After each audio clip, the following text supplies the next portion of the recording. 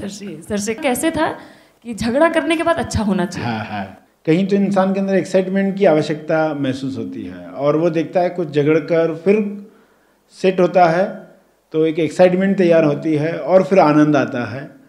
तो फिर वो एक्साइटमेंट जब समाप्त हो जाती है तो फिर वो नए झगड़े का खोज करता है कि अब कहाँ से एक्साइटमेंट मिले, कि सब कूल चल रहा है, इसको मज़ा नहीं आ रहा है। तो ये एक बोर्डम की वजह से कुछ लोग क्रिएट करते हैं एक्साइटमेंट, कोई झगड़ों के साथ, कोई पार्टी के साथ, कोई शॉपिंग के साथ। आप सदा आनंद में, यानी बिना इन सब चीज़ों के, बिना जैसे कोई पर्सन कुछ चीज़ों के आधार पर खुश रहता है, तो आप बिना इन सब चीज़ों का आधार लेकर भी खुश रह सकते हैं, आनंदित रह सकते हैं। तो एक पंक्ति डिज़ाइन करो जो सुनते ही आपको लगे कि हाँ, अब जो आनंद है, आनंद को किसी आधार की आवश्यकता नहीं है। तो फिर मन जब चाहे कि कुछ झगड़ा हो, क्या हो, कि नहीं, किसी आधार की आवश्यकता नहीं है, आनंद अपने आप में पूर्ण है।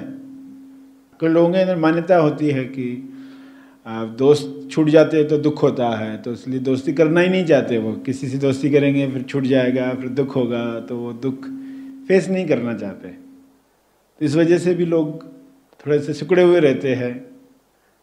तो ये सब मान्यता है लोगों के अंदर कि रिश्ते बनेंगे तो झगड़े होंगे।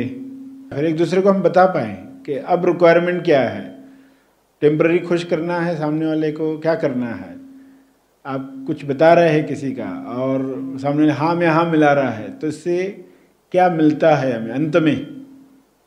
और अगर हम कपट मुक्त बता पाएँ खुद एक दूसरे को, या उस वक्त नहीं बता सकते हैं तो चलो ठीक है, इसका जवाब मैं आपको 1 घंटे के बाद देता हूँ, 2 घंटे के बाद देता हूँ, या अभी जो तुम कह रहे हो तुम्हारे हिसाब से बिल्कुल सही है, इसकी कुछ और भी पहलू हैं, इस पर हम डिस्कस करेंगे।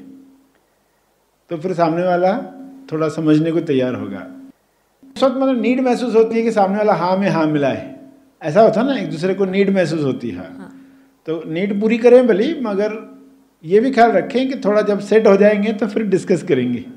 और जो भी रिश्तों में लोग जो सोचते हैं रिश्तों में झगड़े होते हैं, एक्चुअली में प्रेम के अलग अलग पहलू समझने को मिलते हैं। आप इसको किस फ्रेम में बोलते हैं, झगड़े होते हैं या प्रेम के अलग अलग पहलू समझने का हमें मौका मिलता है। दोनों केस में सेम बातें हो रही है, मगर एक में आपको मालूम है कि ये जो नोक-झोंक हो रही है इसके अंदर कुछ पहलू समझ में आएंगे। वरना एक इंसान प्रेम के कितने पहलू जान सकता है, खुद से नहीं जान सकता, उसको दूसरे व्यूज सुनने पड़ेंगे, अलग अलग व्यूज सुनने पड़ेंगे। अरे लोग ऐसे भी सोचते हैं, ऐसे भी सोचते हैं, कितने सारे पहलू हैं इंसान के अंदर, वो कब जानेगा इंसान। तो ये सब रिश्तों में रहकर नोक-झोंक से ये सब होने वाला है। तो ये झगड़े होना आवश्यक है क्या? तो झगड़े होना आवश्यक नहीं है, प्रेम की डेप्थ समझना आवश्यक है। फिर बाद में आप कहते हैं अच्छा हुआ, वरना ये मैं पहलू समझ ही नहीं पाता, जिंदगी भर अपने ही फ्रेम में रहता। पुरुष कभी स्त्री को समझ नहीं पाता, स्त्री कभी पुरुष को समझ नहीं पाती। तो कितने आयाम हैं, कब इंसान जानेगा? क्योंकि कोई कपट मुक्त बात ही नहीं कर पाएगा। मैं ये बोलूँगा वो नाराज़ होगा, ये बोलूँगा ये नाराज़ होगी। मैजिशियन जो छोटा मैजिक दिखाता है, मैच बॉक्स में तीलियाँ गायब करता है, वही बड़े में वो स्टेज पर हाथी गायब करता है। एप्लीकेशन सेम है। स्टेज बढ़ा दिया है, बड़ा भव्य आयोजन।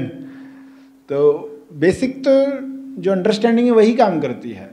सिर्फ हमें कॉन्फिडेंस नहीं होता हम बड़ी स्टेज पर काम कर पाएंगे क्या, छोटे पर हमें लगता है कॉन्फिडेंस। तो ये तो प्रैक्टिस से होते ही जाएगा, और उसमें और बहुत सारी डेप्थ मिलने वाली है। प्रेम के नए आयाम, जैसे कहा, लोगों से बातचीत करके ही पता चलता है।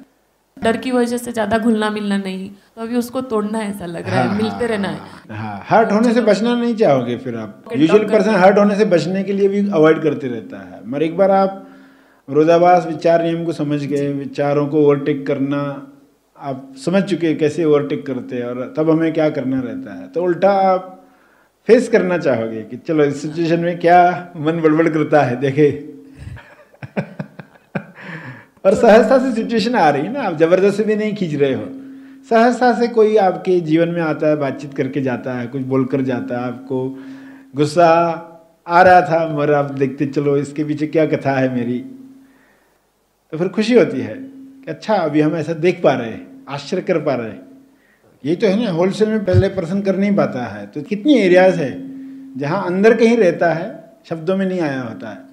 फिर जब ऐसे सवाल के बहाने हम मनन करते तो हाँ ये कहीं तो था, विचार सामने आया, हमने मनन कर लिया तो वो भी निकल गया हमेशा के लिए। और उससे रिलेटेड फिर और भी कई सारे विचार अंदर विलीन हो गए, बंडल ही वो उसका चला गया। आज के समय में तनाव यानी स्ट्रेस एक महामारी का रूप ले चुका है। दुनिया का हर इंसान, बच्चे से लेकर बूढ़े तक, इस बीमारी से कोई अछूता नहीं रहा।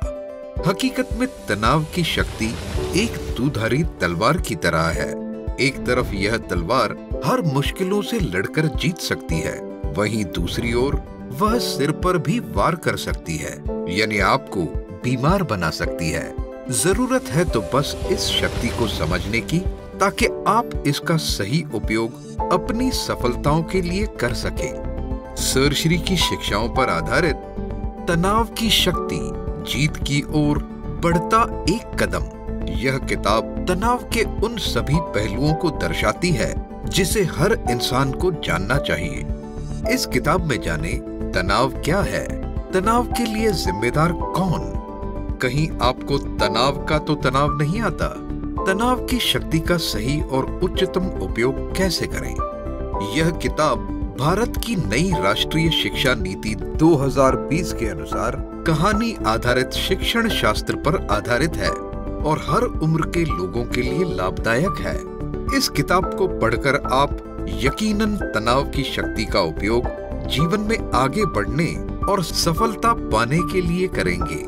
तो समय न गवाते हुए आज ही इस किताब को ऑर्डर करें। ऑनलाइन ऑर्डर करने के लिए हमारी वेबसाइट है www.gethappythoughts.org या हमें 9011013210 इस नंबर पर कांटेक्ट करें। धन्यवाद। इस वीडियो को लाइक और शेयर जरूर करें। साथ ही अपने अभिप्राय हमें कमेंट करके जरूर बताएं।